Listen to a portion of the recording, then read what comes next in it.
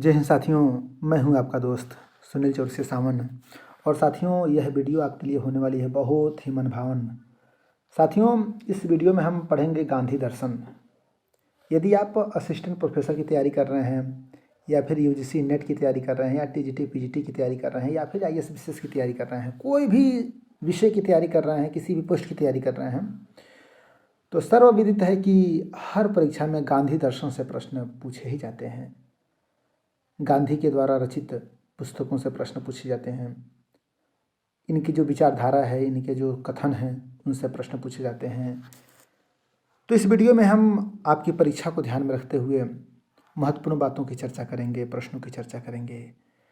तो इस वीडियो में आप शुरू से अंत तक बने रहिएगा। और अगर आप हमारे चैनल पर पहली बार हैं तो इस चैनल को अवश्य सब्सक्राइब करके वीडियो को लाइक करके शेयर अवश्य कीजिएगा। तो आइए हम वीडियो में आगे बढ़ते हैं।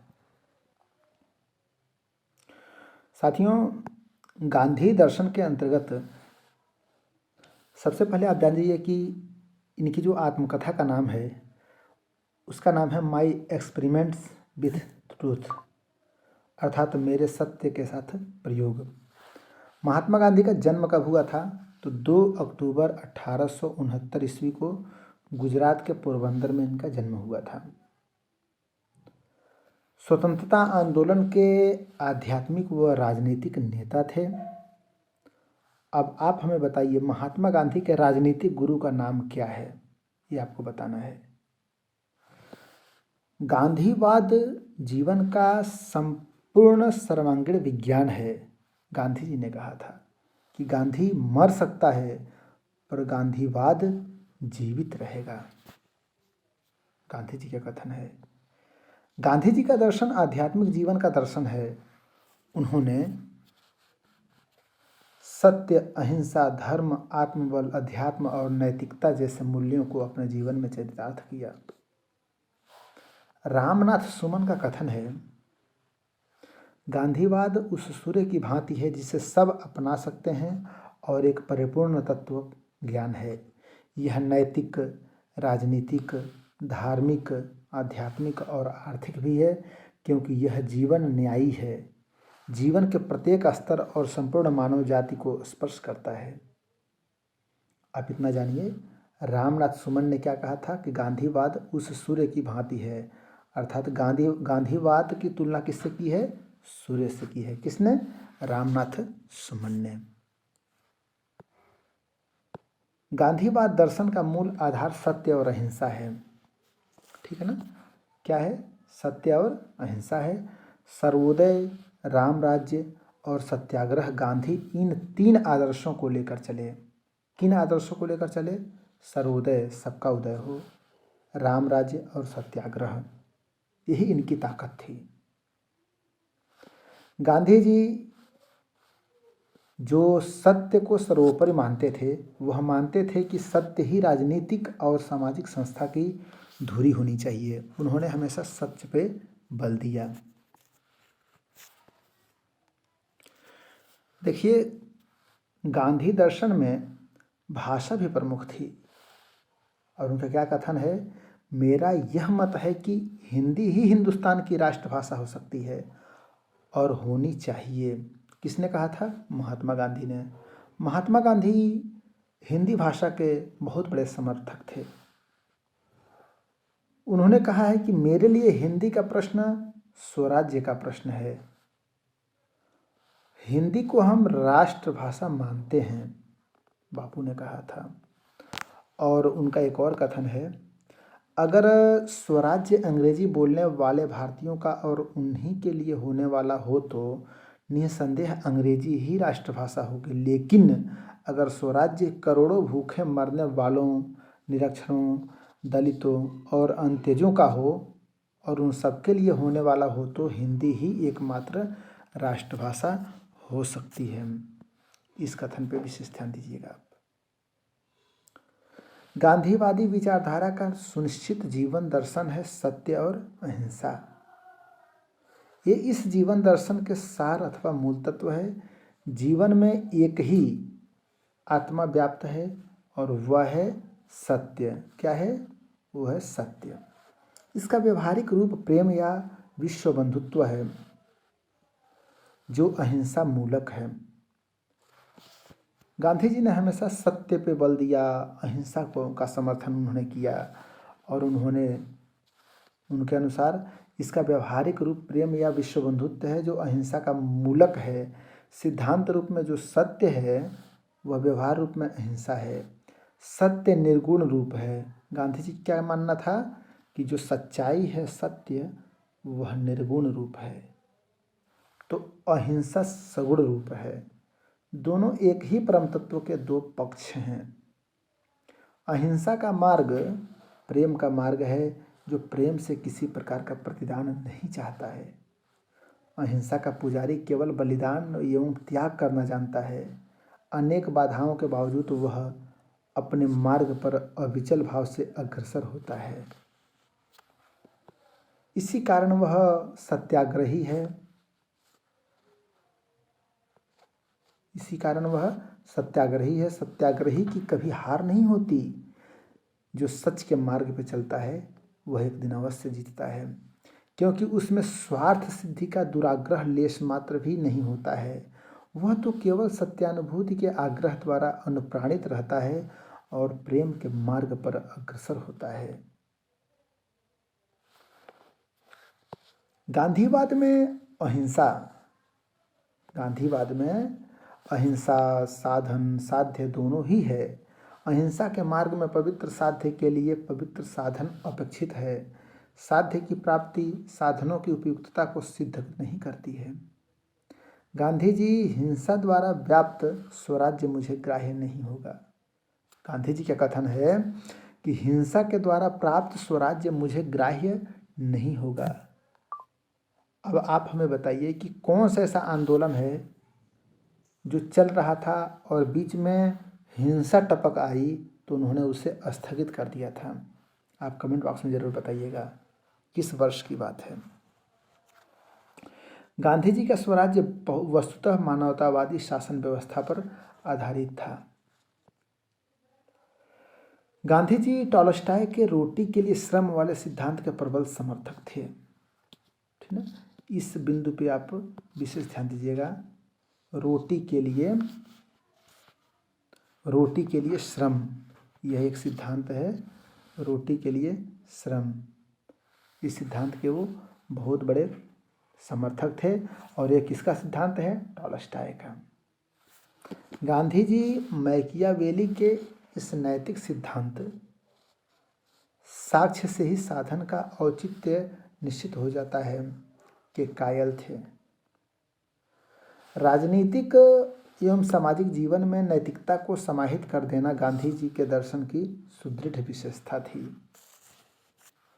अब धर्म से संबंधित भी उनकी कुछ विचार है, मत है, उस पर भी थोड़ा प्रकाश हम डालेंगे। बापू का मानना था मानवता ही सबसे बड़ा धर्म है। धर्म में ऊंच नीच जाति पाति रंग भेद का विरोध उन्होंने किया।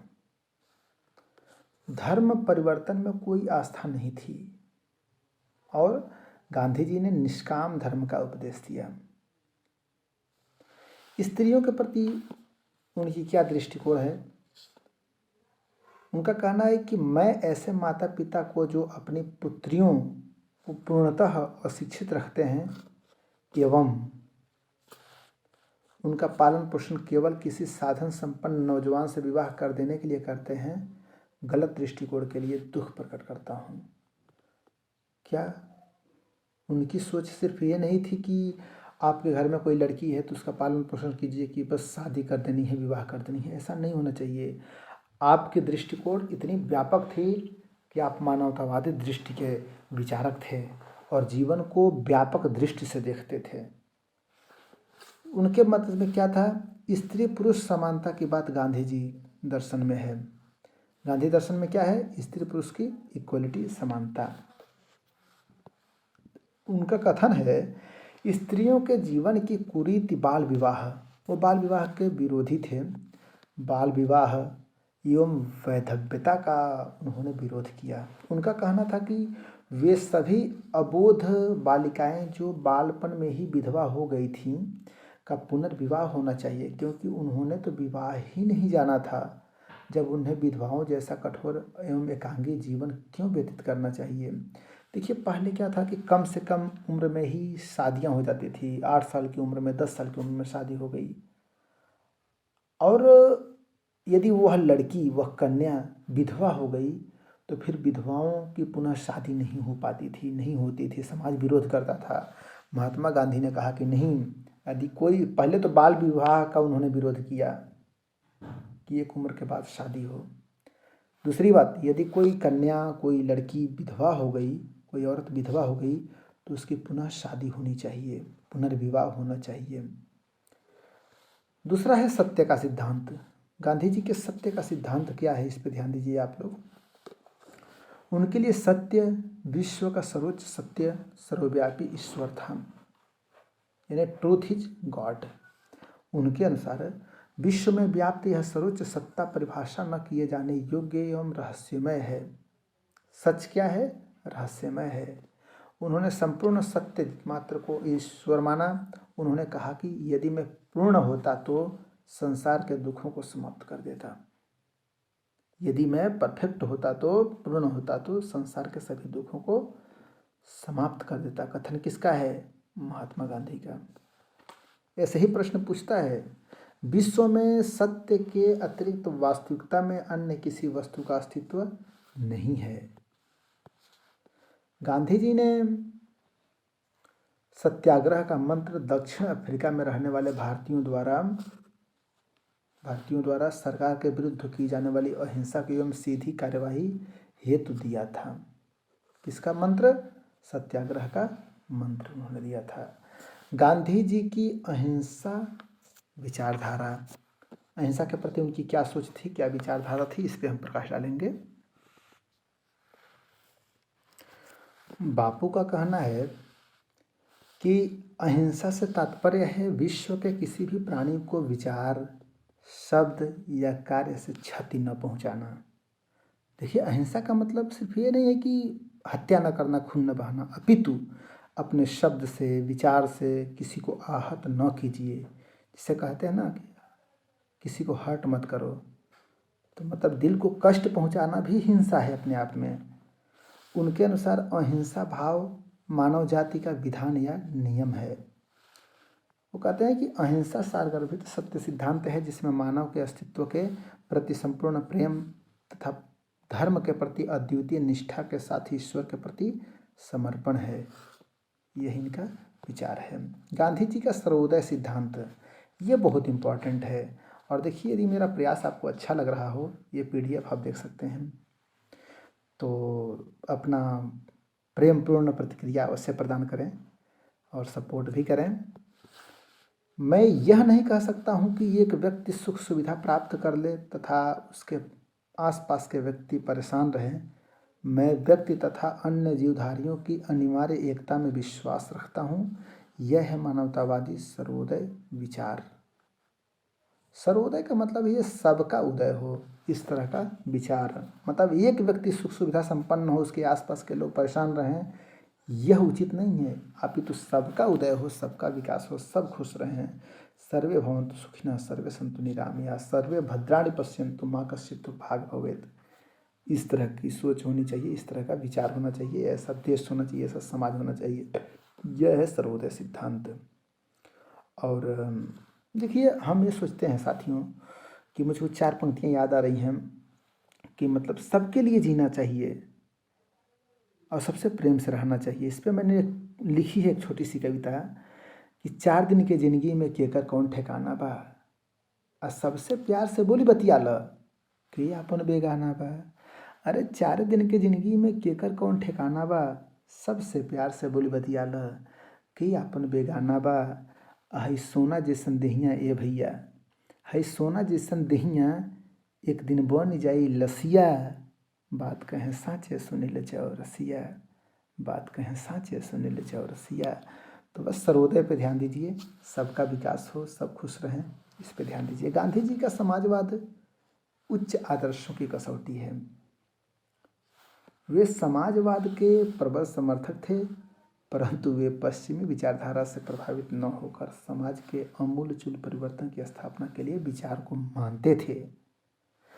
गांधी जी का विश्वास था कि समाज की असमानता एवं असंतुलन को दूर करने का उपाय बड़े बड़े उद्योगों की स्थापना नहीं है, क्योंकि ये एक अन्य प्रकार के असंतुलन को उत्पन्न करेंगे।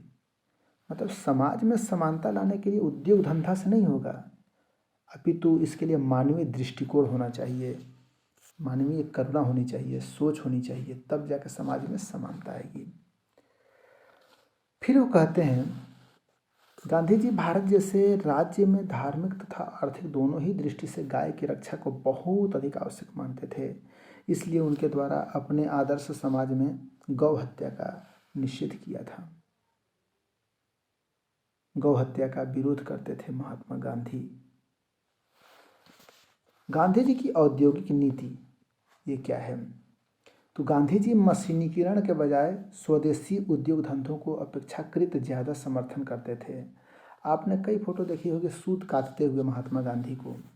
तो स्वदेशी कपड़ा बनाइए, स्वदेशी वस्तु बनाइए, ठीक है, दूसरों पे डिपेंड मत रहिए, आत्मनिर्भर बनिए, यह इनका एक दर्शन है।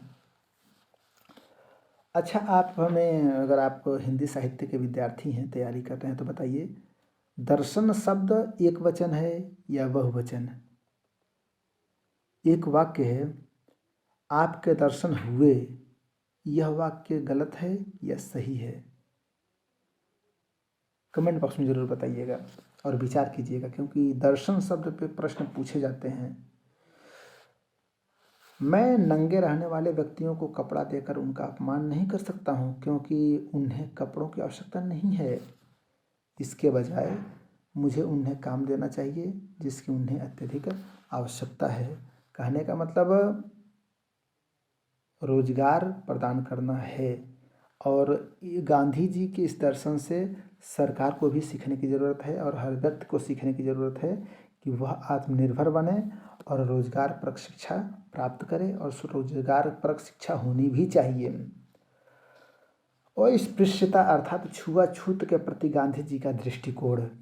चलिए, यहाँ भी प्रश्न बनता है, संविधान का कौन सा ऐसा अनुच्छेद है जो छुआछूत का विरोध करता है?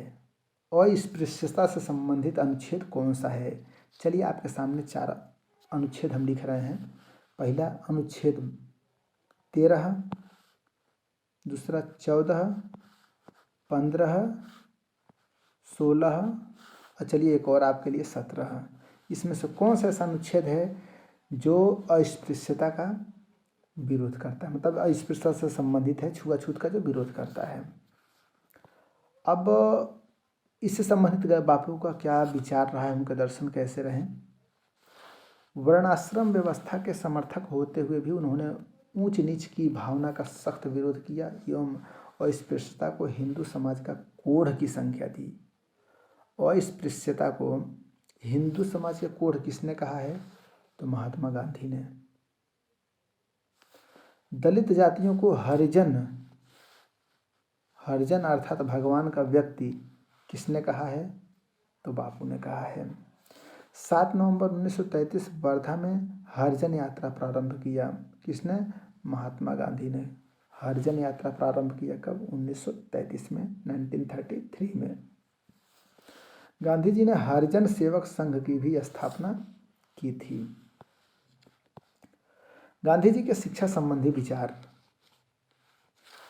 वर्धा शिक्षा योजना प्रारंभ किया। 7 से 14 वर्ष तक के बच्चों को अनिवार्य शिक्षा प्रदान करने का सुझाव दिया। शिक्षा का माध्यम मातृभाषा होनी चाहिए। व्यवसाय परक आत्मनिर्भर बनाने वाली शिक्षा होनी चाहिए। पुरुष एवं महिला को समान शिक्षा प्रदान करो। और औपचारिक शिक्षा वास्तविक शिक्षा नहीं है। औपचारिक शिक्षा वास्तविक शिक्षा नहीं है, अपितु वास्तविक शिक्षा वह है जो प्रत्येक व्यक्ति को समाज के प्रति अपनी जिम्मेदारियों एवं कर्तव्यों के प्रति जागरूक बनाए। सही बात है। यदि आपके पास सिर्फ किताबी ज्ञान है तो वह उपयोगी नहीं है। आपके पास सामाजिक ज्ञान भी होना चाहिए, नैतिक ज्ञान होना चाहिए, मूल्य परक ज्ञान होना चाहिए, उपयोगी ज्ञान होना चाहिए, कुल मिला जुला के, ठीक ना। महत्वपूर्ण तथ्य। श्रीमद् भगवत गीता के लिए, इस पे ध्यान दीजिएगा, उस पुस्तक ने मेरे जीवन को ही बदल दिया। महात्मा गांधी ने किस पुस्तक की ओर संकेत किया है? तो श्रीमद् भगवत गीता के लिए। बापू ने कहा है साफ साफ कि श्रीमद् भगवत गीता ने मेरी ज़िंदगी को बदल के रख दी है। तो यह रहा गांधी दर्शन। गांधी दर्शन से संबंधित महत्वपूर्ण कथन आपके सामने मैंने प्रस्तुत कर दिया। यदि मेरा प्रयास आपको अच्छा लगा हो तो सुनील चौरसिया सावन नामक चैनल को अवश्य सब्सक्राइब कर लीजिए, वीडियो को लाइक करके शेयर अवश्य कर दीजिए, क्योंकि यही आपके लिए गुरु दक्षिणा है। इसके पहले मैंने एक वीडियो बनाई थी अम्बेडकर दर्शन की, और इस गांधी दर्शन के बाद मैं लोहिया दर्शन से संबंधित वीडियो बना दूंगा। और हिंदी साहित्य की पूरी तैयारी हम जोर शोर से करेंगे। यदि आप असिस्टेंट प्रोफेसर की तैयारी कर रहे हैं, केंद्रीय विद्यालय संगठन के लिए टीचर बनना चाहते हैं, या टीजीटी पीजीटी पीआरटी की तैयारी कर रहे हैं, या किसी भी परीक्षा की तैयारी कर रहे हैं, तो यह चैनल खास आपके लिए है। आपको अगले वीडियो किस टॉपिक पर चाहिए, अपना सुझाव, अपना विचार, अपने मन की बात कमेंट बॉक्स में अवश्य लिखें। फिर मिलते हैं एक शानदार वीडियो के साथ। तब तक के लिए बहुत बहुत धन्यवाद। अपनी तैयारी को जारी रखें। Best of luck.